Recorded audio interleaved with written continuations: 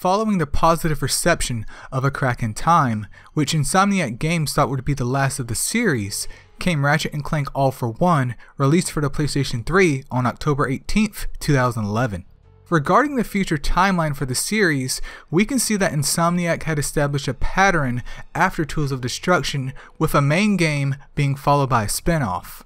Unlike Quest for Booty, however, this was a full-blown spin-off and not a game that felt like DLC at best. Additionally, All for One is unique in that aspect as it focuses on a 4-player cooperative experience and not a single or 2-player one. This was something that had never been done before in the series. This shakeup makes the game in particular unconventional when compared to the others, which brings with it the good and the bad. I'll be honest with you guys, as a man who just went through this multiplayer game solo, there's not a lot of good to talk about, so let's get that out of the way first. Keep in mind, this game was intended to be played with others, so my perspective may be skewed. I found that the only good part about this game was its level design and how it cleverly used the multiplayer aspect of it to promote progression within said levels. Going through this game, even when solo for the first time, is a breathtaking experience. Instead of the camera being focused around Ratchet the entire time, we are treated to this top-down view, which not only helps the player see themselves, but the environment around them. This, combined with the cinematic sequences in almost every level, helps solidify the feeling of immersion into the game regardless if you are a player alone or with a party. I find this level of detail to be important as it makes the player feel as though they are on this journey together. With this game containing 9 locations in total, there's a lot of ground to clear, but most of these maps bring in their unique gimmicks to help keep progression feeling fresh to a certain degree. I say that because there's one gadget by the name of the Vacuum that sets this game apart from the other installments. The Vacuum is like the good old suck cannon, but with an added feature: the ability to suck in your party members. This allows a player to launch a party member across the map to reach areas in which a normal jump would be insufficient. This, of course, hinges on cooperation if your party member is not a computer. Additionally, All for One features a tether system that allows players to pull themselves towards one another to help clear obstacles. This made something as simple as swinging from a hookshot grapple quite interesting, as a player would have to make a hookshot chain to reach the other side. Unfortunately, as the game goes on, these once interesting gimmicks with the gadgets do become lackluster. Personally speaking, that was the only good part about this game. I tried my best to think of anything else that came to mind as I played through it, and well, that was it. So now, let's talk about the bad. Now, bad in the context of this game has more to do with its progression of mechanics in the series than its outright design. What I mean by that is, there are a couple of choices that were made in this game that hurt it more than helped it, since it was meant to be played with others.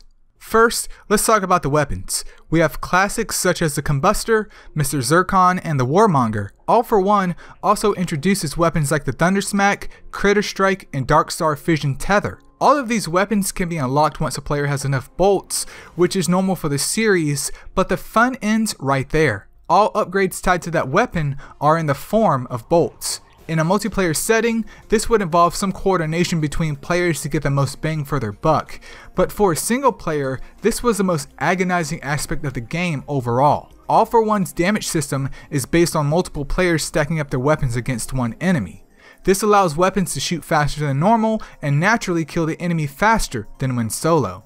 I understand this game is meant to be multiplayer, but it just left a sour taste in my mouth going through it with my damage output dependent on bolts. At the very least, all weapons should have gotten the ability to upgrade their damage and ammunition without bolts. This would have left their final upgrade tied to bolts, which would not have crippled the player as much. Another aspect of this game that I felt was a step back was the art style. This is not to say that I do not appreciate the way the game looks in general, but more so that our main cast of characters seem almost cartoonish. Clank, for example, went from being this backpack-sized robot to almost half the size of Ratchet. Quark, who is a man, barely looks like the man he used to be, with his butt chin, for example, no longer being a prominent feature. And that leaves Dr. Nefarious. Look how they massacred my boy. Last but not least here is the story. The series, starting from Tools of Destruction up until this point, showed maturity in the way it wanted Ratchet to be portrayed.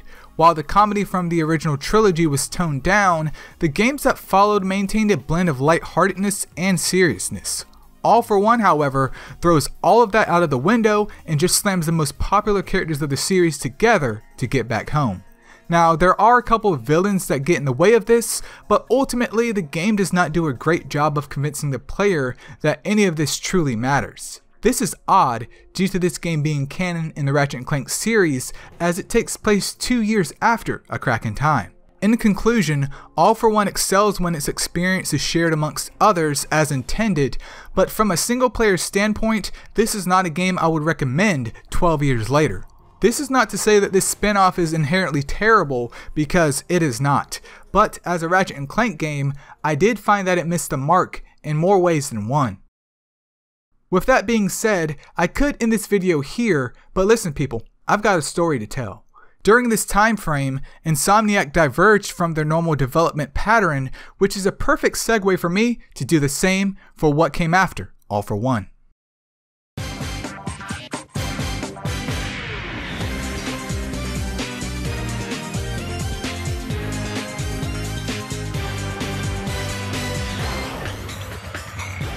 The PlayStation 3 HD collection of the original trilogy was released the following year in June of 2012. This HD collection remastered the original Ratchet and Clank, Going Commando, and Up Your Arsenal, but with the cost of smoother visuals came a few bugs. Honestly, these visual bugs are not that big of a deal, and I liked how all 3 games were contained on one disc. So you should not feel the need to get the PlayStation 2 copies unless that is something you're into, as either one is sufficient. Other than the upgraded graphics of the original trilogy, there is not much to say here, as I have already covered these games in prior retrospectives. Oddly enough, while the HD collection got a physical release, Deadlocked, which was also ported to the PlayStation 3, was digital only. But come on. Let us wrap up this bizarre period in Insomniac's development cycle with Full Frontal Assault, which was also released in November of 2012. Following where the gang had left off after All for One, Full Frontal Assault brings back the Q-Force for another adventure. Remember them from back in Up Your Arsenal? Yeah? Okay, sure you did, because I didn't. Anyway, Full Frontal Assault, which I will call FFA going forward, revolves around the Q-Force doing what they do best, saving various worlds from evildoers. But unlike All for One, FFA plays similarly to that of the main games, in which the camera is centered behind Ratchet. This already gave it a +1 in my book. While I enjoyed All for One for what it was, I much prefer the perspective FFA gives. The art style still leaves much to be desired, but at this point it seems like Insomniac was hell-bent on making the Ratchet and Clank series kid-friendly for whatever reason. While this camera angle and single player focus is more of what we are used to, FFA does stray from the beaten path in a few ways. One is the weapons. As another spin-off, the weapon system in this game is treated more so like a gacha pull than a one-time purchase with bolts. The player has to find weapon pods throughout the maps in the game, and with correct button timings can unlock these weapon pods, which give them a choice of the weapon that they want. When a player times the opening of these pods correctly, they get access to higher tier weapons. Luckily, these weapon pods are always located in the same area of each map, so the player can retain some control of what they get. Keep in mind, the weapons that are obtained from these pods are random, but not as random as one would think. The pods usually consist of 2 to 3 weapon choices, with certain weapons assigned to certain groups. I did not mind this aspect of the game, as it forced me to change up my strategy to work with what I got. Additionally, with FFA, we also get the return of arguably the best feature since Going Commando: the ability to level up your damn weapons through experience and not bolts. Unfortunately, the weapon choice in this game is very similar to that of All for One, with a few differences such as the return of the Buzz Blades and Sonic Eruptor. The basic loop of FFA is based on tower defense, or in other words, protecting your base from the bad guys. So, as you use those lovely hover boots to cover the ground outside of your base to gain access to the enemies, you will also have to return to your base multiple times to defend it from waves of enemies. You can defend your base by putting up barriers, repairing the generators, and installing turrets when you have enough bolts. So the goal is to gather up some weapons, lower the enemy's defenses to infiltrate their base, and eventually take it over, while you also occasionally return to your base to protect it. With a total of 4 maps, but 5 stages, this game is short and sweet. One thing that this spin-off got right was the length, in one man's opinion, so don't come for me. the combat is more of what I am used to, the movement with the hover boots is fun, and the tower defense aspect of it did not overstay its welcome. I found it to be quite challenging at times, which was equally exciting as it was frustrating. But I did feel a sense of satisfaction as I grinded out promotions which would not only change the look of everyone, but also give them some extra perks. You may have noticed that I neglected to talk about the story in this one, and well, that's because there is not much to talk about, as the main villain of this one is a Quark fanboy. With that being said, I enjoyed FFA more than All for One, but both games aren't great. FFA is repetitive but short, while All for One when played solo felt painfully too long. But the most important aspect of these two games is that they serve as a bridge from A Crack in Time to Into the Nexus. These two releases as well were the last spin-offs for the series, at least on consoles, due to some shakeup at Insomniac Games. But more on that in the next one.